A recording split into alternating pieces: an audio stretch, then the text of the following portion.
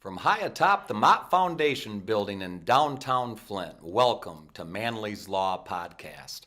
I cannot tell you how happy I am, first of all, to start this podcast to talk about relevant issues, things that are important to our community here in Flint, Michigan, and our nation. And today, I couldn't be more happy to have as my first guest, Genesee County Prosecutor David Leyton. David, welcome to the show. Michael, thank you very much. Great to be with you. I'll tell you, I had to have David the first podcast here. He is a man that has a long history, not only in the law, but also in radio. I know that you used to own in Flint WTAC, the Big Six. That is true. Owned WTAC with my family. Before that, worked at WFDF for a number of years in an award-winning leading news operation headed by the late Les Root and also Mark Tanner. And before that, worked at WTRX with the late Art Reed with your news 15 minutes faster.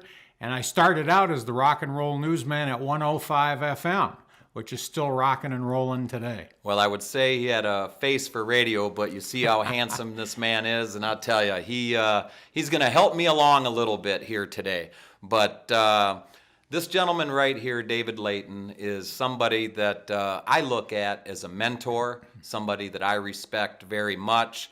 I was telling one of my assistants today that David has what we call a moral center, and somebody that is well respected here in our community, and as well, he's respected nationally. And as Genesee County's prosecutor with one of the highest crime rates in the United States, tell me a little bit of how you feel about that job and what you do day to day. Well, first of all, thank you for the kind words. Very kind. I appreciate that very much. Every day's an adventure being the Genesee County prosecutor because you never know what's going to happen when you get to work. Many mornings my wife will say to me, "Do you have a busy day? Do you have a lot of appointments?" And I'll say to her, "Not really, but you never know what's going to happen when you get down there." And every day is exciting. Every day I feel like there's something I can do to better the community. And every night when I go home, I hopefully feel like we've done something to make citizens safer, to make victims more secure, to give closure to victims. I mean, that's what the job's really all about. But Genesee County people are great people. There's a lot of goodness here. There's people who will give you the shirt right off their back, and they'll have nothing, but they would rather you have it. Those are the kind of people that live here, and that's true of most of mid-Michigan. So I love the job. I'm still really excited, and I'm hoping to keep it for some time yet. Well, I don't think you'll have to worry about that. I talked about the moral center, and you talked about the people in Flint. You're from the East Coast, and I'm sure you're very proud of your parents. Tell us about how you got to Flint, David. Well, I came to Flint in 1975. In the fall of 1975, I had graduated the University of Toledo with a degree in broadcast journalism. Well, if I can interrupt, I think our guests need to know that you were also a football player for the Toledo Rockets, I believe. That is true. I played 1 year for Toledo. It took me about that long to realize that I wasn't exactly going to make the first string. I was the tackling dummy. I was the scout team tailback, if you will. And when I was a freshman, Toledo was in the third straight year of being undefeated. And they had a really good team. There was a quarterback by the name of Chuck Ely, who later went on to an all-star career in the CFL. There was a fellow named Mel Long, who was a Green Beret from Vietnam, who came back and played ball at Toledo and went on to play for the Cleveland Browns. He used to tackle me in practice. And so after the first year, I decided maybe I just better be a student rather than a student athlete. Did you ever get your Rudy moment at all? I mean, did you ever get into the game? No, Rudy did better than I did. Anyway, but you came from the Boston area and through Toledo and then into Flint in 1975? Yeah, and what happened is I was an intern at a radio station in Toledo that bought 105 FM in Flint. And the owner of WCWA, WIOT in Toledo said to me, "You want a full-time job when you graduate?" And I said, "Well, yeah." They said, "Go to Flint." I said, "Where the heck is that?" So I drove up 23 and I never looked back. Here No. I am all these years later. In the mid-'70s, Flint was a vibrant town with the factories going 3 shifts and things like that, or was it starting to It decline? was starting to decline, actually. I mean, we still had 60, 70,000 hourly workers, but that would soon disappear. But when I came to Flint, it was because I wanted to be a journalist. I mean, my whole thing was I want to get on CBS or NBC and travel the world and be the next Mike Wallace or the next Dan Rather. And I thought, okay, here's an entry-level job. Remember, this is the time of Watergate. Right. A lot of people wanted to be Woodward and Bernstein, me among them.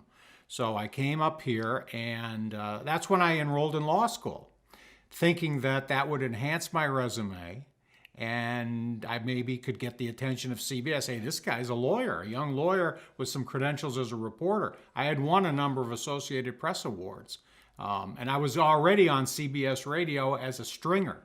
I would go to events around Michigan that were newsworthy nationally and sell the story to CBS over the telephone. That's how we used to do it. So the trial lawyer that we know now was not necessarily in the cards when you first came to That Flint. was the furthest thing from my mind. I wanted to be a globe-trotting journalist, go to the war zones, report with the mortars blowing up behind me, with a helmet on my head. That's what I wanted to do. Yeah, and Vietnam was just getting over, and so that was actually, during that time period, very, very important. Correct. And to report the news, as we're seeing nationally today, Yeah. a lot of the journalists are not getting the respect that probably they deserve of uncovering things that need to be done. Well, back then, when Woodward and Bernstein were reporting on Watergate, journalists were held in a much higher regard than today. And of course, President Trump hasn't helped that by saying everything is fake news, which it is not. And I still have great respect for journalists and treat them well, even though now I'm answering their questions rather than me asking the questions. And I think you've always been accessible to the public. You've always been accessible to the press. And as much as you can with confidentiality, you seem to like to give the public your opinion and some of the reasoning as to why you make certain decisions. I think that's required of the person who holds my position. You have to have transparency. You have to let the public know why you're making the decisions you're making. Many times the public doesn't agree, or at least members of the public don't agree. But I think it's important that they know why I do what I do. Yeah, and I don't know if any people know what a great trial lawyer David Leyton was in private practice. And one of the problems I have with some politicians is they've never been in the arena.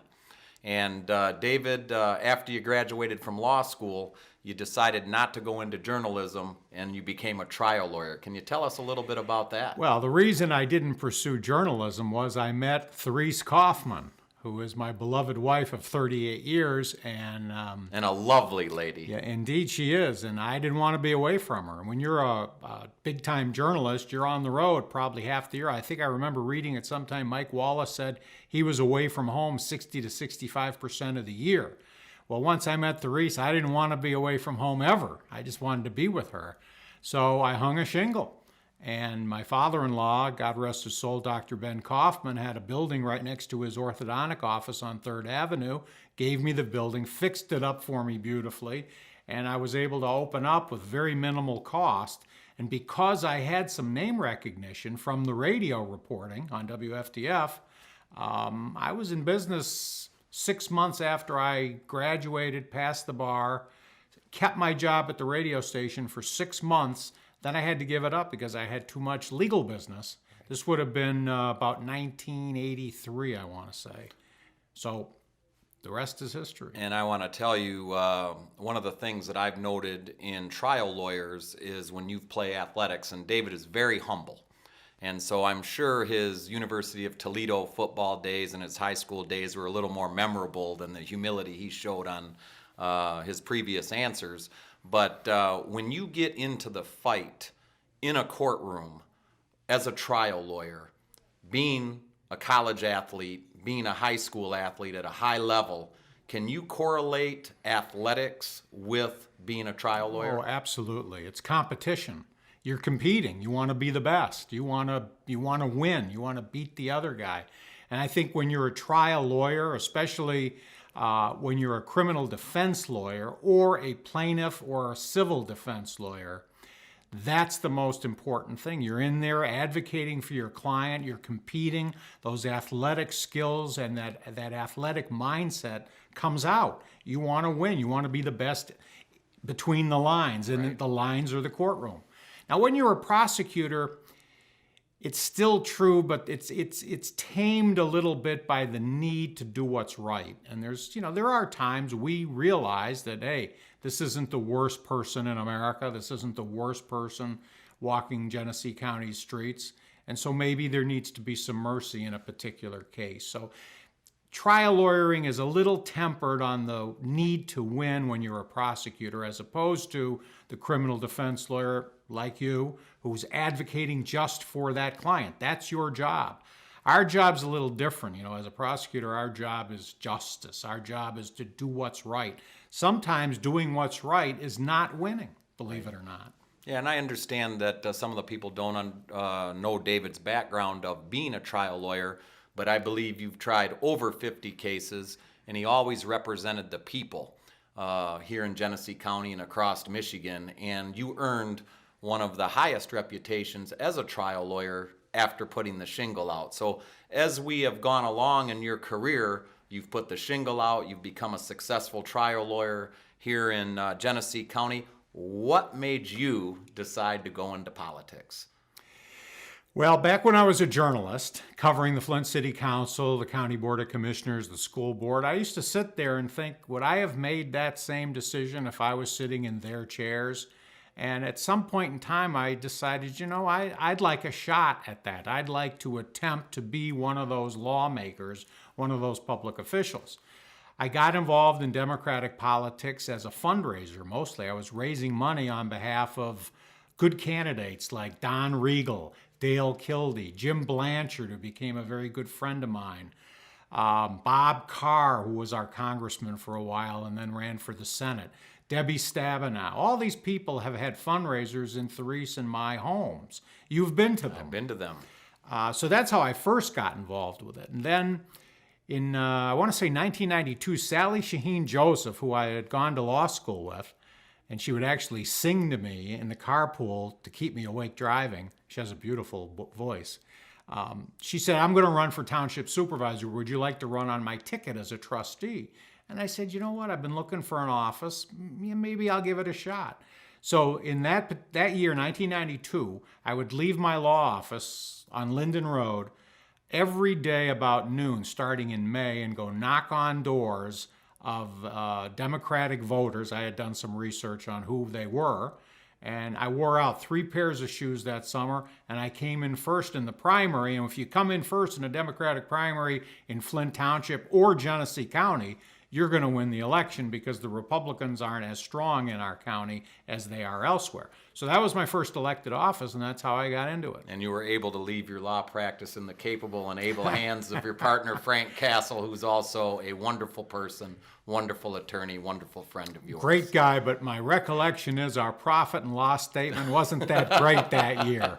That's my recollection. Yeah, I don't know. Frank may have a different one than that. He may have been on vacation a little bit that summer. Yeah. Well, I remember you in Flint Township politics, practicing law in Genesee County, and then I believe in 2004, you put your hat in for Genesee County Prosecutor, which is a very, very important, prominent, and powerful position that can affect everybody's lives. What made you want to become the Genesee County Prosecutor at that time? Well, I knew after 12 years I wasn't going to sit on the township board anymore. It's a very difficult job. I don't care what township it is, a city, a village, a school board. Those local positions are the toughest of all, because people come right up to you and tell you what they think, and oftentimes it's not favorable.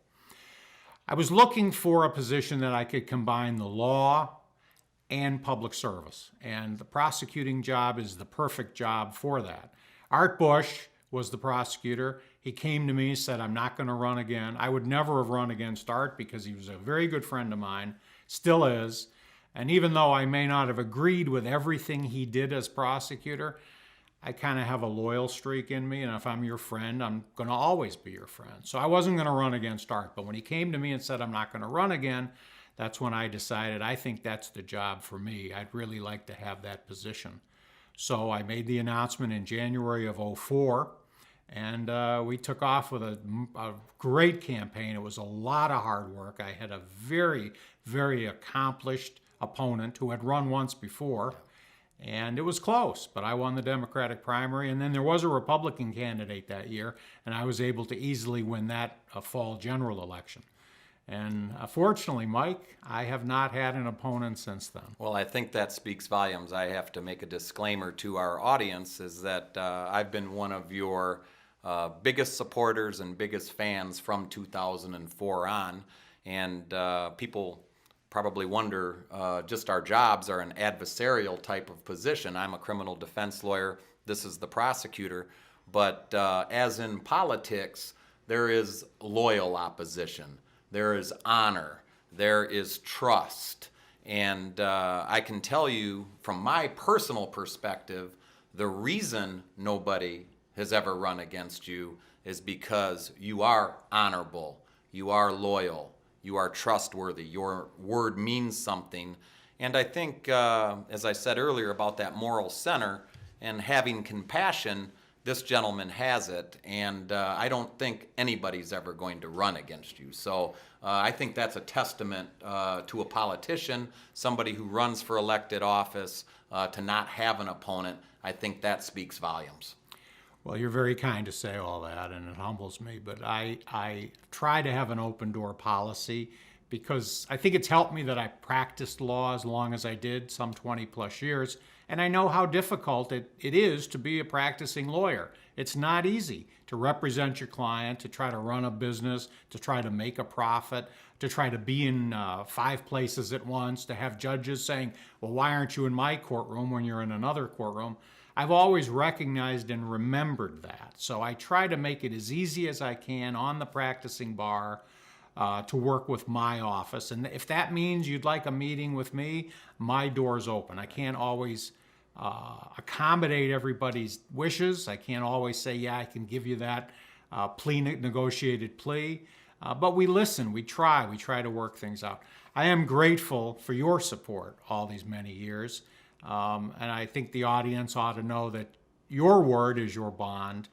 And when somebody can make arrangements on a case by just a shake of the hand, a nod, a wink, that means everything. Because a lot of times in the law, and especially you see some of the out-of-town lawyers not understanding how it works here in Genesee County, we have a pretty good bar association, and we're all friends. I mean, we may disagree on an outcome of a case, but we're all friends. We get along wonderfully. We see each other after hours.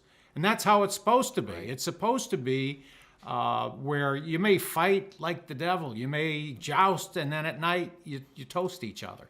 That's the way it's supposed to work in the law and in politics.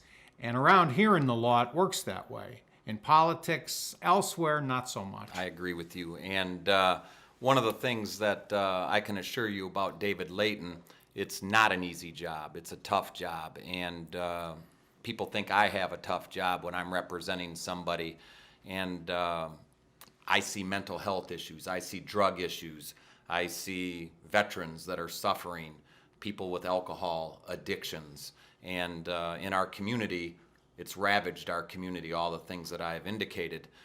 What have you seen, and I'll preface the question, kind of lay it out, is that politicians usually don't win elections by talking about drug treatment, talking about treatment for veterans, talking about treatment for alcohol addictions. We want to be tough on crime. We want to build more prisons. We want to lock them up. And it almost bankrupted Michigan with Proposal B and Truth in Sentencing, and I know you've had some high-level positions with the Michigan Prosecuting Attorneys Association. How have you seen criminal justice reform from the time of building more prisons, lock them up, to these specialty courts, and how your office uses those now? We've come, I don't want to say full circle, because if you come full circle, we'd be back to building more prisons, wouldn't we? So we've come about 180 degrees away from build more prisons, and that's true of even the far right wing, the Republican types, who don't want that anymore either, but for different reasons than the leftists folks don't want it. The more liberal people don't want it because they think that prison doesn't help. There's no reason to send anybody to prison, and we ought to try to help all these folks. The right-wing people don't want more prisons because they don't want to pay for them. And most of those people don't live in the urban areas where the true violent crime is occurring. You can find me kind of halfway in between in my beliefs. I believe that there are certain individuals that have to go to prison if they are convicted of particular crimes, mostly violent crimes, and there's just no great hope that they can be rehabilitated. But there's many, many people who, because of what you've mentioned, drug addiction, mental health issues, post-traumatic stress disorders from serving in the military, homelessness, the fact that they've never actually been able to establish roots anywhere. Perhaps they're the victims of crimes themselves, like human trafficking. So what we've done is we've established all these specialty courts in Michigan, and especially in Genesee County. We lead the state in the number of specialty courts that there are. The only other county that's even close to us is Washtenaw County. So we have all these specialty courts where we try to, instead of sending somebody to incarceration, we send them to a court that can help them get off drugs, find the mental health treatment that they need, get help for PTSD, things like that. The only problem with specialty courts is that my office, which has to be the gatekeeper of all those courts, which means we're the ones who decide whether somebody gets to go to them or not. That requires us to read the reports, read the mental health reports, read the drug addiction reports. We don't get any funding for it. Yeah. The court gets all the funding. We get nothing, yet it's a separate docket. Each one of those is like another judge that I have to send an assistant prosecutor to staff the court. And I have preached this statewide in the Prosecuting Attorneys Association meetings where every time it's brought up, they all look at me and go, Leyton's going to go on this again, and I do. I've brought it up to the state court administrators. There's been like 4 or 5 of them in my 14-year tenure so far. I haven't gotten anywhere. So I haven't been as effective in my lobbying on that as I have been in my support for specialty courts, which I wholeheartedly support. Yeah, and I think I can indicate for the record and be very clear, politically I would describe you as a centrist, somebody whose common sense dictates where we go. I've probably worn out the carpet to your office pleading on my client's behalf. There's been times that I've been able to provide you that documentation that you're comfortable with, and there's other times you've politely told me there's really nothing that you can do. And I've always indicated about David Leyton that a lot of his decisions, not all of them, a lot of his decisions are victim-driven. He cares about what the victims feel. He cares about the effects that it has on the victim, closure for the victim, and the rules that you have to follow, because sometimes victims want life in prison and it's just not possible. And I want to segue into something where, again, we go back to athletics, that David Leyton is one of the top football officials in the state of Michigan. And I know it's a passion of yours. I don't know if the public knew that. But on Friday nights, you can see him at probably some of our local high school football fields leading a crew. I've seen you do state championship games at Ford Field, and I've talked to many people in the community, and we go from rules of court to rules on the football field, and everybody says you're dynamite at both. And is that something that just helps relieve some of the pressure that you have to go through? Yeah, I think it does. I mean, it gives me a few hours where I don't have to be concerned about criminal law and the cases. But I can tell you, I can find a few coaches who might disagree with what you just said about my ability as an official. I'll tell you one quick story. We were doing a game out in Linden some years ago, and the lights went out. It was a Friday night, the lights were on, and then all of a sudden the lights went out. And if you've ever been to a ball game where they bring the lights back on, they come back on slowly. They don't just pop back on full blast. They come up slowly when they, reissue the circuit. So the lights are coming back on slowly, and maybe they're up half speed. And Denny Hopkins, who's the great coach at Linden and a great guy, but he can get on me, as he should. He calls me over. He says, "What do you think? Can you see good enough to start the game?" And I go, "Coach, even when the lights are on full blast, you don't think I can see?" So, I mean, that's just one fun story that's out there. I love officiating. But let me get back to your other issue about victims. Victims in the criminal law are almost everything. We think about the fact if you're a victim of crime, and maybe you have been. I have been. My law office on 3rd Avenue was broken into several times. Some precious items that I never got back were stolen. Things like pictures of my children when they were little. It's traumatic to be a victim of crime. And you couple the trauma of being a victim of crime with the trauma of, okay, now they want me to come to court. And I'm a layperson. I don't even know where the courthouse is. And I don't know how to dress, and I don't know how to park, and I don't know where the courtroom is, and I don't know what they want me to say when I get there. And what if I have to see the person who did this to me? And think about it if it's a criminal sexual conduct, sexual assault type of case. So the trauma for the victim is so great, and we make it worse for them by having them come to court. So I'm always conscious of my responsibility to those victims of crime. I give them input. By constitution, by statute, I have to give them input, but I do it anyways. But ultimately, I have to make the decision, not the victim. Ultimately, I have to decide how to handle the case with the victim's input, but it comes to rest on me. As one of my assistants said, heavy is the head that wears the crown. Right. And some days that's how I feel. But I love the football officiating part. I appreciate you bringing it up. I've done several state finals, and this year I got to do the All-Star game, which was really a lot of fun because they did it like how the old XFL used to do. There was a cameraman right on the field with us. And he says, "I won't get in your way." And I said, "Well, I'm not getting near you. You're carrying like 500 pounds of camera equipment. That wouldn't feel good." Right. But it was really a cool experience. That was just a couple of weeks ago. Well, I'll tell you what, I could go on and on and on in talking to you, and I can't thank you enough for being on my initial podcast of Manley's Law. I'm going to beg and ask and plead that you come back, because I think there is so much that you and I can talk about to inform our community. There is so much that we could talk about to maybe help heal people, make people understand our justice system. And I just have a great time when I'm with you. And again, I can't thank you enough, David. You're a good friend, you're a good man, and nothing but respect. It is my total pleasure to be here. You're going to be a smash hit as a podcaster. Well, I think I'm a smash hit because of my guest. Again, I want to thank everybody from high atop the Mott Foundation building in downtown Flint with my guest, Genesee County Prosecutor David Leyton.